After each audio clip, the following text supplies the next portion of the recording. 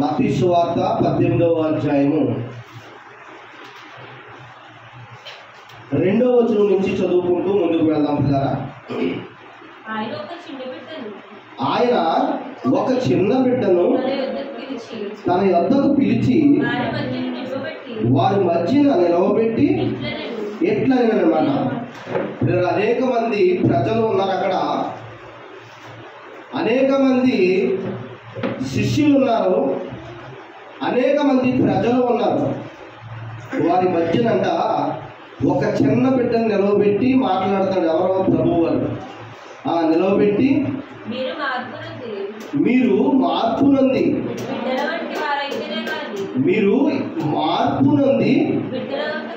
బిడ్డల వంటి వారైతేనే కానీ పరలోక రాజ్యములో ప్రవేశింపరని మీతో నిశ్చయముగా చెబుతున్నాడు. ఖచ్చితంగా చెప్తున్నాడు. ఏమని? వారి మధ్యన ఒక బిడ్డను నిలబెట్టాడంట. చిన్న బిడ్డని నిలబెట్టి మీరు మార్పు నంది. ఎలా మార్పు నందని? అదిగో ఈ చిన్న బిడ్డ ఉన్నాడు చూసారా, ఇక్కడ చిన్నపిల్లలు ఉన్నాడు చూసారా, అలాగా మీరు మార్పు నుండి చిన్న బిడ్డ వలె అయిపోవాలి. అంటే పిల్లరా, మా ఇంటి పక్కన ఇద్దరు పిల్లలు ఆడుకున్నారు చిన్నప్పుడు. చిన్నపిల్లలు ఆడుకుంటూ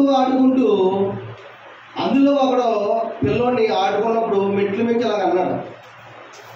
ఏమైపోయాడంటే వీడు కింద పడిపోయాడు.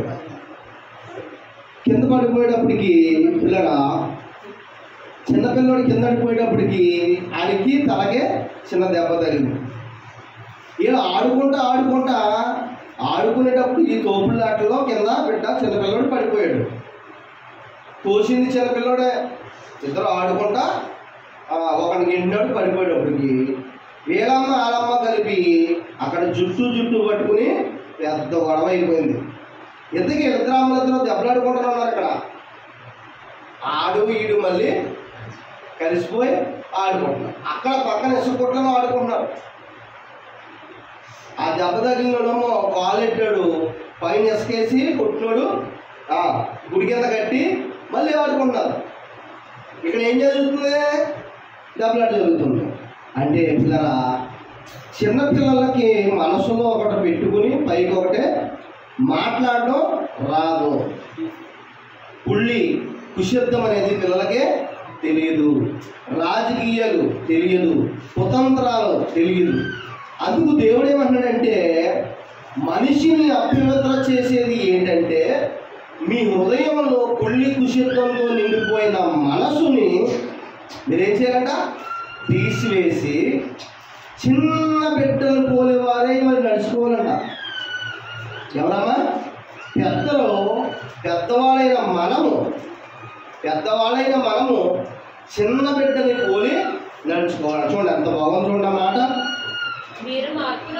మీరు మార్పు నంది బిడ్డల వంటి వారైతేనే కానీ పరలోక రాజ్యములో ప్రవేశింపరని మీతో నిశ్చయముగా చెబుతున్నాను. కాగా ఈ బిడ్డ వలె అద్దుకోండి పిల్లరా. ఎవరంట? తనకు తాను తగ్గించుకోవాలంట పిల్లరా. ఏమండి, పిల్లల మనసు అండి తెల్లటి పేపర్ లాంటిది. పిల్లల మనసు ఎలాంటిదమ్మా? తెల్లటి పేపర్ లాంటిది. వాళ్ళకి ఏమీ తెలియదు. దెబ్బలాడుకుంటారో మళ్ళీ కలిసిపోతారు అమ్మా. అలాగా పిల్లల మనసులో చిన్నప్పటి నుంచి ఏదైతే నూరిపోతామో, మనం ఏదైతే పిల్లల హృదయంలో రాస్తామో పిల్లరా, మనం ఏదైతే నొక్కి పిల్లలకి చెబుతామో పిల్లల హృదయంలో అదే ముద్రించబడుతుంది. పిల్లల హృదయం ఉండదమ్మా. చిన్నప్పటి నుంచి మనం ఏదైతే చెబుతామో ఆ పిల్లలకు ఆ మాటలు ఏమైపోతాయి? మనసులో ముద్రించిపోతాయి. అందుకే అంటారు చూడండి, చిన్నప్పటి నుంచి ఉద్దుపాలతో నేర్పించాలి అంటారు. చిన్నప్పటి నుంచి ఏం నేర్పిస్తారు పిల్లలకి? 2 అకాలు రాసి అయ్యే చూపిస్తా ఉంటారు పలక మీద పిల్లలకి. ఎందుకని? బాగా గుర్తుండిపోవాలని. అమ్మ ఆ ఆ ఊ అని పిల్లలకు అర్థమాట అయ్యే దుద్దిస్తూ ఉంటారు పలక మీద. ప్రియమైన దేవుని పిల్లరా, ఇక్కడ ఒక అద్భుతమైన వాక్యాన్ని మీకు నేను చెప్పాలని ఆశపడుతున్నాను. ఏంటంటే దేవుని వాక్యము మనకి ఈరోజు బోధించేది ఏంటంటే, పిల్లరా, కేజీ ఉల్లిపాయలు కొనడానికి వెళ్ళిన మనము, సంచిపట్టిని కేజీ ఉల్లిపాయలు కొనడానికి వెళ్ళిన మనము ఆ ఉల్లిపాయల్ని ఏం చేస్తాం? నొక్కి నొక్కి చూసి కొనుక్కుంటాం. మెత్తగా ఉన్న కాయల్ని, అమ్మా మెత్తగా ఉన్న ఉల్లిపాయ కొంటావా? కొనం. ఏం చేస్తాం? మెత్తగా ఉన్న కాయ తీసి పక్కన పెట్టేస్తాం. గట్టిగా ఉన్న కాయని నొక్కి నొక్కి నొక్కి మరి తీసుకుంటాం. అంటే కేజీ ఉల్లిపాయల కాడ ఉన్న శ్రద్ధ దేవుడి మీద లేదు ప్రజలకు. చూడండి, నేను ఎప్పుడు మీకు మాట చెప్తూ ఉంటాను పిల్లరా, చీరల కొట్టకి వెళ్తే ఆ చీర నచ్చిందా, ఈ చీర నచ్చిందా, అమ్మా ఈ చీర నచ్చిందా, ఆ చీర నచ్చిందా అని మనం రంగులు మార్చి మనకి ఏ చీర అయితే బాగుంటుందో ఆ చీరని మనం వెతకి తీసుకుంటాం. ఉల్లిపాయలు కొనేటప్పుడు జాగ్రత్త, చీరలు కొనే కానీ జాగ్రత్త. దేవుణ్ణి వెతికి పట్టుకునే కాడ మనిషికి మాత్రం లేదండి. నేను చాలా ప్రార్థనలు చూస్తూ ఉంటాను, చాలా మీటింగ్స్ చూస్తూ ఉంటాను, చాలా ప్రజల్ని కనిపెడతా చూస్తూ ఉంటాను. నేను వాళ్ళ ఆలోచనలు ఏమండి, చుట్టాలు వచ్చారని కూడా ఇంటికాడ ఎంత ఆనందం ఏంటి నిజంగాను. అమ్మా ఇంటికి చుట్టాలు వస్తే ఎంత ఆనందమే కదా, ఆనందం. ఆ రోజు ఆదివారం అయితే చుట్టాలు వచ్చారనుకోండి, ప్రార్థన రాను. ఎందుకు? చుట్టాలు వచ్చారు. కానీ కష్టాల్లో ఉన్నప్పుడు దేవుడు కావాలి. దేవుడు ఎప్పుడు కావాలి? కష్టాల్లో ఉన్నప్పుడు దేవుడు కావాలి. కానీ మనకు చుట్టాలు అయితే చాలా ఇష్టం, కానీ మన చుట్టాలు ఎవరో కూడా మన బాధనే తీర్చడం. ఆలోచించండి కదా. కష్టం వచ్చినప్పుడు నేను చాలామందిని గమనించాను. ఏదన్నా వ్యాధి వచ్చినా, ఏదన్నా బాధ వచ్చినా, అమ్మా డాక్టర్ గారు వచ్చి అబ్బే ఇది మందులు తగ్గే వ్యాధి కదమ్మా, ఆపరేషన్ ఖచ్చితంగా చేయాలమ్మా అన్నారనుకోండి, మనసంతా ఏమైపోతుంది ఒకసారిగా ఆలోచించండి. ఇది సపోజ్ పిల్లరా, సాధారణంగా చాలామంది మన దగ్గరగా చూస్తున్నాం. ఇది కష్టం వచ్చినప్పుడు, అమ్మా కష్టం వచ్చినప్పుడు, బాధ వచ్చినప్పుడు ఇలాగ డాక్టర్ గారు అమ్మ ఈ మందులు తగ్గే వ్యాధి కదా, ఇది పెద్ద హాస్పిటల్కి వెళ్ళాలి, ఆపరేషన్ చేయించుకోవాలి, లేదా డబ్బులు అయిపోతాయి అన్నప్పుడు మనసు ఎలాగైపోద్దమ్మా? ఎంత బాధ వచ్చేస్తే అప్పుడు మోకాలు వేస్తారండి మనిషి. మోకాలు వేసి కన్నీళ్ళు కారుస్తూ, ప్రభువా నువ్వు తప్ప నాకు ఎవరినైనా దిక్కు అని ఏడుస్తూ ఉంటారు. ఎప్పుడు? బాధ వచ్చినప్పుడు. అదే మామూలుగా ఉన్నామనుకోండి, దేవుడు అంటే గుర్తుండదు, అసలు దేవుడి విషయమే ఎత్తడం. చూసారా? నేను చాలామందిని చూశాను పిల్లల. ఈరోజు ఏమండి ఒక అద్భుతమైన మాటలు మీకు నేను చెప్పాలనుకున్నాను. అదేంటంటే పిల్లరా, ఇక్కడ వాక్యం చెబుతుంది, దేవుడు మీరు చిన్న పిల్లల్లా మారిపోవాలంటున్నాడు. ఎలా మారిపోవాలంట? మనం చిన్న పిల్లల్లా మారిపోవాలంట. మీ మనసు ఎలా మారిపోవాలంట? చిన్న పిల్లల్లా మారిపోవాలంట. ఆలోచించండి పిల్లలు, చిన్న పిల్లల్లాగా మనస్సు మారిపోవాలంటే ఏం చేయాలి? పెద్దోళ్ళుగా ఉన్న మనము చిన్నపిల్లలుగా మారిపోవాలంట. మనసు ఏం చేయాలి అసలు? నేను అంటున్నాను పిల్లరా, వాక్యాన్ని బాగా చదవాలండి, వాక్యాన్ని బాగా వినాలి. ఇది జీవితం అనే సముద్రం మీద మనం ప్రయాణం చేస్తున్నాం పిల్లరా. జీవితం అనే సముద్రం మీద మనం ప్రయాణం చేస్తున్నాం. దేవుడు సహాయం లేకపోతే జీవితాలు తలకిందులైపోతాయి. జీవితాలు ఏమైపోతాయమ్మా?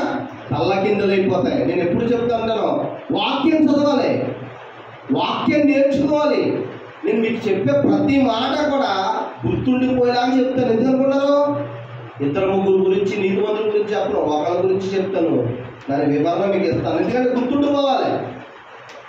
మొదటగా చదవాలి, రెండోదిగా వినాలి. ఎవరి దేవుని మందిరం అంటే ఏంటనుకుంటున్నారు కదా? జీవము కలిగిన దేవుని మందిరం అంటే దేవుని పరిశుద్ధాత్మ శక్తి మన మీద ఉంటుంది. వారం అంతా మనం ఇంటికాడ గడుపుతున్నాం. వారం రోజుల తర్వాత దేవుని పాదాల దగ్గరికి వచ్చినప్పుడు కూడా మన బాధలో మన చింత దేవుని దగ్గరికి వచ్చి చెప్పుకోవాలి కదా పిల్లరా. మన బ్రతుకుల్ని సరిచేసేది ఏదైనా ఉందంటే ఈ లోకంలో ఒక్కటే, ఏంటది? వాక్యము. వాక్యము దేవుడికి మనకి కలిగిన సంబంధము. ఆలోచించండి, దేవుని వాక్యం ఎంత గొప్పదో పిల్లరా. ఏమండి, దేవుని వాక్యం చెప్తుంది మనము చిన్న బిడ్డలు వంటి వారు అయితేనే తప్ప పరలోక రాజ్యము రాదంట. చిన్న బిడ్డలాగా మనసు రావాలంటే మరి ఏం చేయాలంటే, ఏమండి, మనం వారం రోజులు చుట్టాలింటికి వెళ్ళిపోయిన తర్వాత మన ఇంటికి వస్తే మనసు మారిపోదు. మరి ఎక్కడ మారుతుంది? దేవుని యొక్క సేవకుడు చెబుతున్న మాట వింటేనే మారుతుంది. దేవుడు అంటున్నారు, మీరు సంతోషంగా ఉన్నప్పుడు, కష్టాలు వచ్చేసినప్పుడు, బాధలు వచ్చేసినప్పుడు ఒకేసారి నా దగ్గరకు వచ్చి ప్రార్థన చేస్తే నేను ఆరాధించను. ఎందుకని? నేను పిలిచినప్పుడు మీరు రాకపోతే, మీకు ప్రమాదం వచ్చినప్పుడు నేను చెవుని ఇవ్వను, వినను అని చెప్తున్నాడు దేవుడు. అందుకే అంటాడు దేవుడు, ముందుగా చెప్తున్న మాట, మీరు బిడ్డల వంటి వారైతేనే తప్ప పరలోక రాజ్యం మీకు రాదు. మనసు మారిపోవాలి. ఏం మారిపోవాలి? మనిషికి మనసు మారిపోవాలి. మనసు మారకుండా మీరు 20 సంవత్సరాల ప్రాంతంలోకి వెళ్ళినా, 60 సంవత్సరాల ప్రాంతంలోకి వెళ్ళినా పిల్లరా, మీ మనస్సు మార్పు చెందకపోతే మీరు వెళ్ళినా ఒకటే, వెళ్ళకపోయినా ఒకటే. నేను చెప్పేది మీకు ఒకటే, మీరు విస్తారమైన పనులు పెట్టేసుకుని దేవుని వాక్యానికి చోటు ఇవ్వకపోతే మీకు కష్టం వచ్చినప్పుడు దేవుడు పట్టించుకోడు. ఆలోచించండి. ఇదిగో దేవుని వాక్యం కూడా ఎంత చక్కటి మాటలు చెప్తుందో. మీరు బిడ్డల వంటి వాళ్ళైతేనే తప్ప మీకు పరలోక రాజ్యము రాదనైనా. సామెతల గ్రంథం, ఇది అలాగే వచ్చి చూడండి ఎంత బాగుంటుందో మాట. సామెతల గ్రంథము 22వ అధ్యాయం చూద్దాం ఒకసారి. సామెతల గ్రంథం 22వ అధ్యాయం 5వ వచనం. ముండ్లును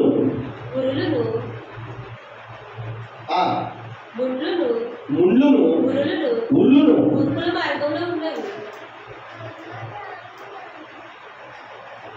విడివిడిగా చక్కగా చదవమ్మా.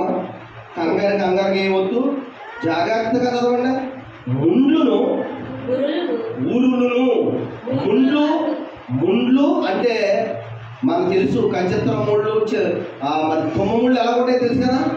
మనం నడిచే దారిలో ముళ్ళు అంటే ఎంత ప్రమాదమో అది చెప్తాడు అనమాట. ముండ్లును ఉరులును మూర్ఖుల మార్గములో ఉంటాలంట అండి. ఎవరి మార్గం ఉంటాయమ్మా? చదవ, ఎవరి మార్గం ఉంటాయి? మూర్ఖుల మార్గానే ఉంటాయంట. మార్గం అంటే ఏంటి? వాళ్ళకు సపరేట్ మార్గం ఉందా? ఆలోచించండి. వాళ్ళకు ప్రత్యేకమైన మార్గం ఉందా మూర్ఖులకి? అంటే మార్గము అంటే పిల్లరా హృదయంలో నుంచి పుట్టుకొచ్చే ఆలోచనలు. మార్గం ఏంటమ్మా? అమ్మా బాగా వినలే, మీకు ఎప్పుడు మాట చెప్తున్నాను, దుష్టుల ఆలోచన చెప్పున మనము నడవకూడదంట. దుష్టుల మార్గమున నిలవకూడదంట. వాళ్ళతో పాటు నడవకూడదంట. వాళ్ళు ఉన్నాక నుంచోకూడదంట.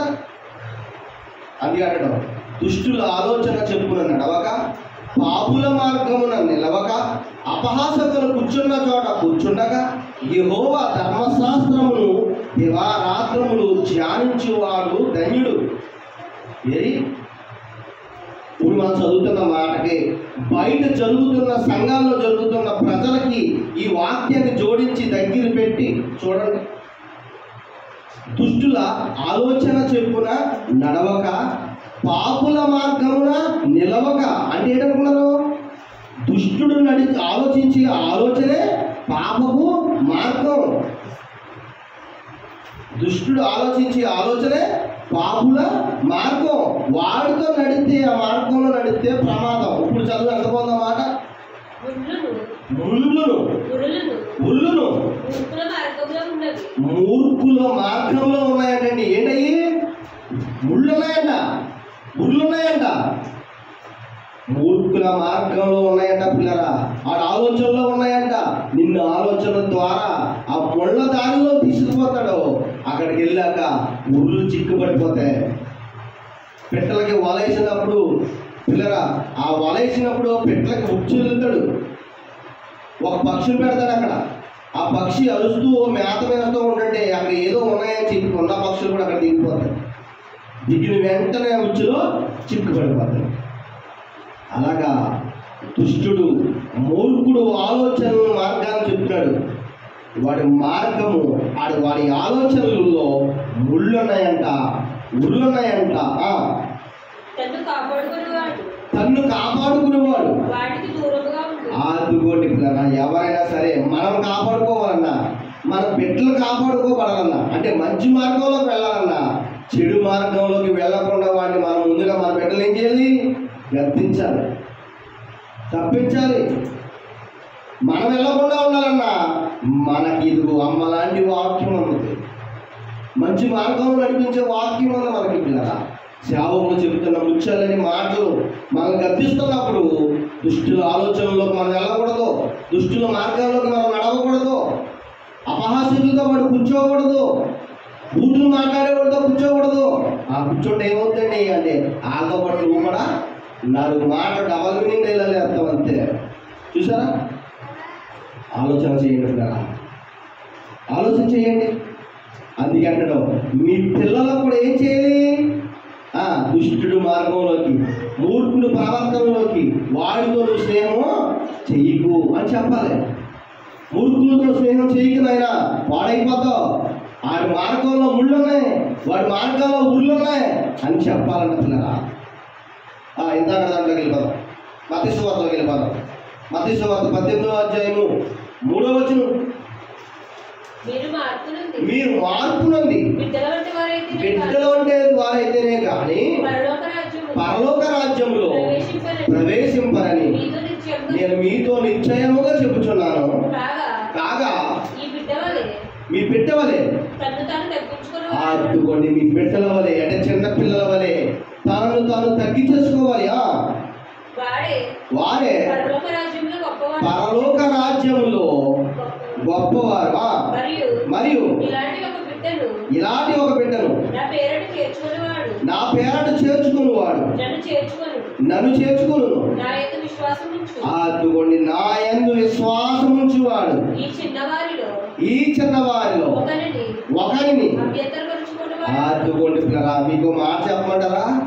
మీరు విశ్వాసులు కదా అమ్మా, మీరు విశ్వాసంగా ఉంటారు కదా.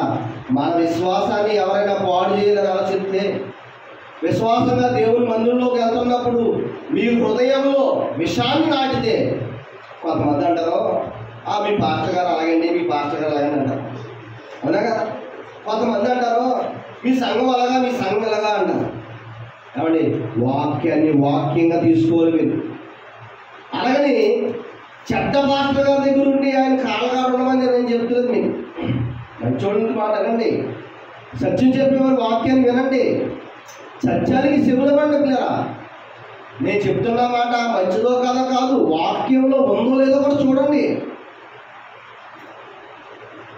విశ్వాస కలిగిన మాట విశ్వాసులంట పాడు చేస్తారంట, విశ్వాసంలో నుంచి లాగేసి వాడిని విశ్వాసంలో నుంచి మొత్తం భ్రష్టాత్మలోకి తీసుకుపోతే కనుక వాళ్ళ గురించి చెప్తున్నాడండి. చదువు ఎంతమంది అన్నమాట. నా యందు విశ్వాసం ఉంచి ఈ చిన్నవారిలో ఒకరిని అభ్యంతరపరిచిన వాడు ఎవడో వాడు మెడకు. వాడంట విశ్వాసులు ఎవడైనా పడేస్తే, కొత్తగా దేవుని మందిరంలోకి వచ్చిన వారు ఉంటారు కదా, వారిని చిన్న బిడ్డలతో పోలుస్తున్నాడు అనమాట. మీకు అర్థమవుతుందా? కొత్తగా బాప్తిసం తీసుకొని దేవుళ్ళలోకి అప్పుడే ఎదుగుతున్నాం, అప్పుడే విత్తనం భూమిలో నుంచి వస్తున్నాం, మొక్క వల్ల వస్తూ ఉంటారు చూసారా. అలాంటి వాళ్ళు కొంతమంది మరి ఆత్మ వాళ్ళలో ప్రవేశించేసి ఇలాంటి వాళ్ళని కొత్తగా దేవుళ్ళలోకి వచ్చిన వాళ్ళని లెగుస్తున్న వారిని విత్తనంలాగా భూమిలోంచి వస్తున్న వారిని అవిశ్వాసులుగా మార్చేస్తారంట కొంతమంది. చూసారా, బిందుడు పాలులో ఒక ఇంగిలి విదిలింది ఎలా ఉంటుందో ఉంటాయమ్మా, పాలు విరిగిపోతాయి. అలాగా దేవుళ్ళలో నుంచి విశ్వాసుల్ని అవిశ్వాసులుగా మార్చే కొంతమంది ఉంటారండి. వారు మెడకు ఎవరైతే అవిశ్వాసుల్లో నుంచి అవిశ్వాసులుగా మార్చేసేవాళ్ళు ఉన్నారో, ఎవరైతే పిల్లల చిన్న బిడ్డల్ని బాగా అర్థం చేసుకోండి, చిన్న బిడ్డల్ని చిన్నప్పటి నుంచి కూడా చిన్న బిడ్డల్ని చిన్నప్పటి నుంచి కూడా ఉక్కుపాలు ఎలా చెప్తుంది కదా, ఉక్కుపాలతో వాడికి కొన్ని మాటలు ఊపిపోస్తారు. ఏ మాటలు తెలిసే నాకు చెప్పాం కదా, మూర్ఖుడ మార్గంలో ఏమున్నాయంట, ముళ్ళు. మూర్ఖుడు మార్గంలో ముళ్ళు ఉన్నాయంట. పిల్లల బాగా ఆలోచించండి. అంటే కొంతమంది మూర్ఖులు మత పిచ్చి పట్టుకున్నవాళ్ళు మా దేవుడు గొప్పని అని పిల్లల వేరే దేవుడిని నమ్ముకున్న వాళ్ళని చంపడానికి కూడా వెనకాలలో వాళ్ళు ఉన్నారు. బాగా ఆలోచించండి. మనుషులను చంపి దేవుని సేవ చేస్తున్నాం అనే వాళ్ళు చాలామంది ఉన్నారు. మీకు చెప్పేది అదే. బిన్ లాడెన్ అని, ఒసామా బిన్ లాడెన్ గురించి విన్నారమ్మా? ఒసామా బిన్ లాడెన్ అని చిన్నప్పటి నుంచి కూడా పిల్లల్ని, చంటి బిడ్డల్ని, పసిపిల్లల లాంటి పిల్లల్ని తీసుకుపోయి పిల్లరా కొంతమంది చిన్నప్పటి నుంచి కూడా దేశం మీద, మన మీద, అంటే వాడికి ఏ దేశం అయితే ఇష్టమవుదో, ఏ మతం అయితే ఇష్టమవుదో పిల్లరా, ఏ దేశం అయితే ఇష్టమవుదో, ఏ మతం అయితే ఇష్టమవుదో వారి మీదంట చిన్నప్పటి నుంచి ఉగ్గుపాలు పట్టించే వయసు నుంచి వాడి మీద ఉగ్రవాదం నూరు పోస్తాడంట. అంటే చెరగని ముద్రగా గుండెల్లో ఏమని పోస్తాడంటే విషాన్ని నాటుతాడు, పాలతో పాటు విషాన్ని నాటుతాడు. ఆలోచించండి. పాకిస్తాన్ ఉంది, ఆఫ్ఘనిస్తాన్ ఉంది, ఇలాంటి దేశాల్లో పిల్లరా భారతదేశపు ప్రజలని వాళ్ళంటారంట చిన్నపిల్లలకి, మనలో ఒకడు చచ్చిపోయినా పరలోక రాజ్యం వెళ్ళిపోతాడు, కానీ ఒకడు చస్తూ 100 మందినైనా చంపేయాలి అనే ఆలోచన చిన్నప్పటి నుంచి ఈ ఒసామా బిన్ లాడెన్ అనేవాడు పిల్లలకి చిన్నప్పటి నుంచి కూడా ఉగ్గుపాలతో పాటు విషాన్ని నూరు పోస్తాడంట.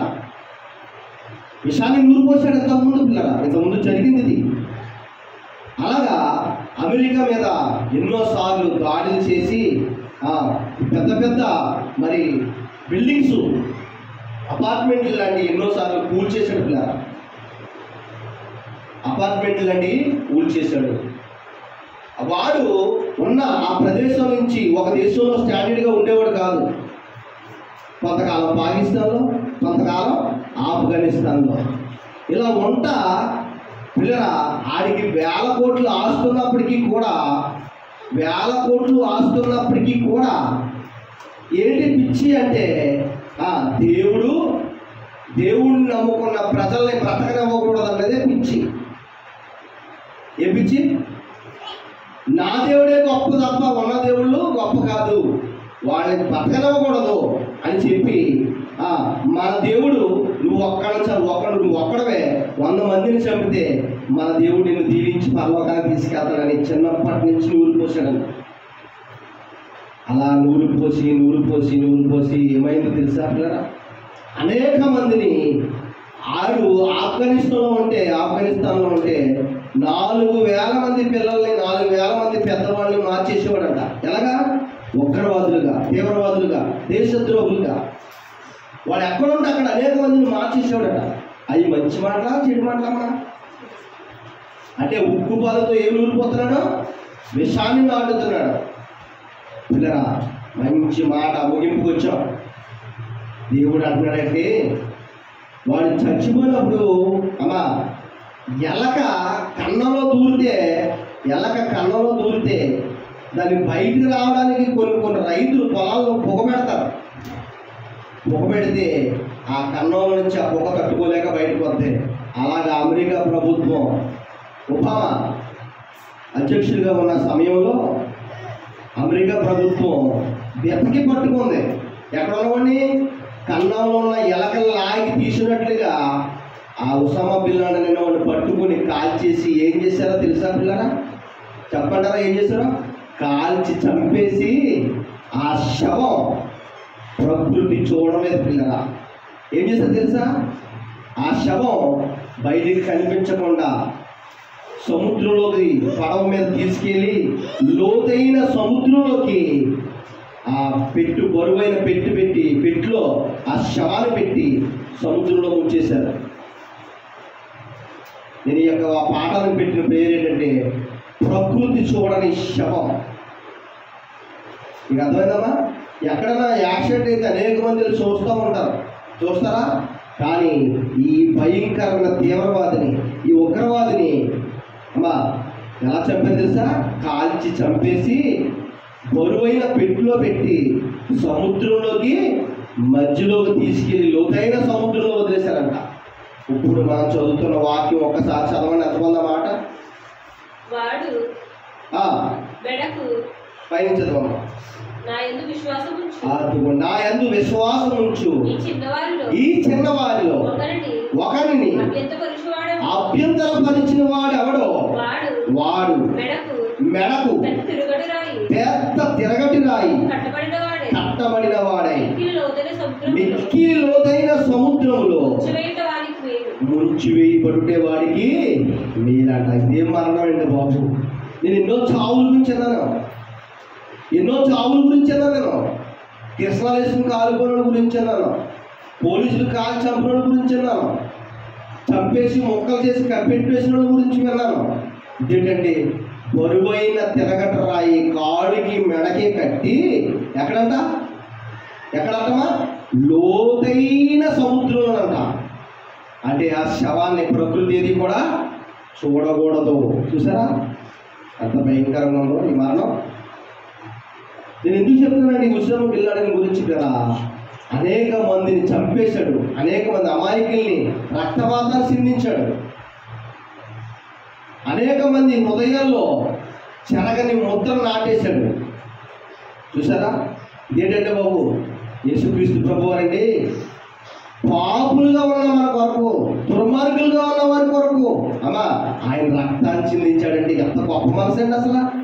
యేసు ప్రభుత్వం ఎంత గొప్ప మనసు అసలు! ఎంత గొప్ప ప్రేమ అయింది! దేవుడు అంత గొప్ప మహానీయుడు. దేవుడు మన కోసం దిగివచ్చాడు. పాపంలో ఉన్న మనందరినీ అమ్మా పవిత్రులుగా చేయడానికి దేవుడు మన దగ్గరికి వచ్చాడు. అవునా కదా? మనం ఎవరు చెప్పినా దేవుడి గురించి ఏం చెప్తాం? నిన్ను వల్ల నీ పొరుగు వారిని ప్రేమించు.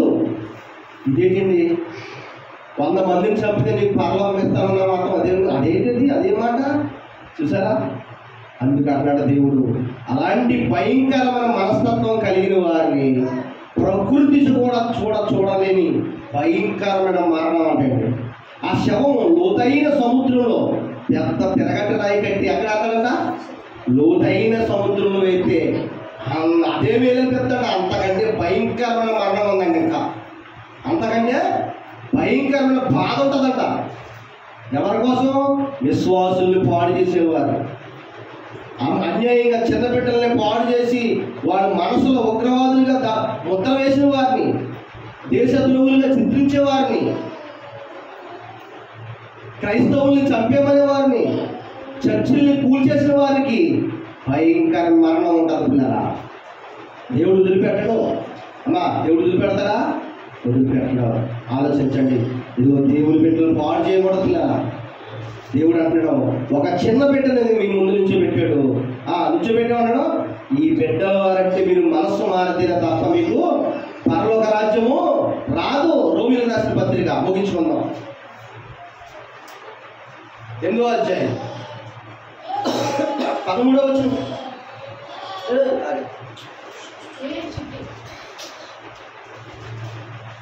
8వ అధ్యాయం 13వ వచనం. మీరు శరీరానుసారముగా ప్రవర్తించిన ఎడల మీరు శరీరానుసారంగా ప్రవర్తిస్తే దేనికోసమో, డబ్బు కోసమో, లేకపోతే మీ యొక్క తప్పుడు ఆలోచనల బట్టి మీరు బ్రతికితే శరీర ఆలోచనలతో తప్పుడుగా మీరు ఆలోచిస్తే ఇక్కడ అన్నాడు చదవమ్మా, మీరు శరీరానుసారంగా ప్రవర్తించిన ఎడల చావవలసిన వారై ఉన్నారంట. ఈ దేని ద్వారా? శరీరానుసారం ద్వారా, శరీర ఆలోచనల ద్వారా, చెడు ఆలోచనల ద్వారా, తప్పుడు కోరికల ద్వారా కనుక మీరు బ్రతకాలను ఆశపడితే మీరు చావలసిన వారై ఉన్నారు. కానీ ఆత్మచేత శరీర క్రియలను, ఆత్మచేత శరీర క్రియలను మీరు చంపిన ఎడల జీవించెదరు. దేవుని ఆత్మచేత ఎందరూ నడిపింపబడదురు వారందరూ దేవుని కుమారులు పడుతురండి. బైబిల్ చెప్తుంది ఇది శాంతి మార్గం. పిల్లరా, వాక్యం చెప్పేది, సేవకులు చెప్పేది మంచి మార్గం అండి, మంచి మాటలు కదా, ఎవరిని పాడు చేసి కాదు కదా పిల్లరా. ఆలోచించండి, దేవుడు వాక్యం ఎంత గొప్పదో చూడండి పిల్లరా.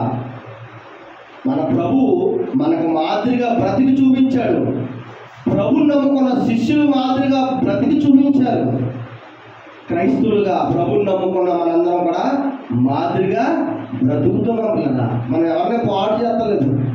ఆలోచించండి, నువ్వు దేవుడు చెప్తున్నాడు, అనేక మందిని అవిశ్వాసులుగా మారిస్తే, దేశద్రోహులుగా మారిస్తే, తలకి కాలుకి బరువంటి తిరగల రాయి కట్టి లోతైన సముద్రంలో వేస్తే ఎంత ప్రమాదకరంగా ఉంటుందో అంతకంటే ప్రమాదకరమైన మరణం ఉంటుందని చెప్తున్నాడు దేవుడు. ఆలోచించండి, విశ్వాసంగా బ్రతకండి పిల్లరా, నీతిగా బ్రతకండి, యథార్థంగా బ్రతకండి పిల్లరా. చుట్టాలు వచ్చారనో, పండగ వచ్చిందనో, లేదా వేరే ఏదో జరిగిందనో చిన్న చిన్న కారణాలకి దేవుని వాక్యాన్ని, దేవుని మందిరాన్ని పోగొట్టుకోకూడదు పిల్లరా. ఆలోచించండి, ఇందాక నేను అదే చెప్తాను ప్రారంభంలో, అమ్మా మన సంతోషంలో ఉన్నప్పుడు దేవుడు గుర్తు రావడం లేదు. కష్టం వచ్చినప్పటికీ, కన్నీళ్ళు వచ్చినప్పటికీ, ఒక రోగం వచ్చినప్పటికీ దేవుని పాదాల దగ్గరికి వచ్చేస్తున్నాం.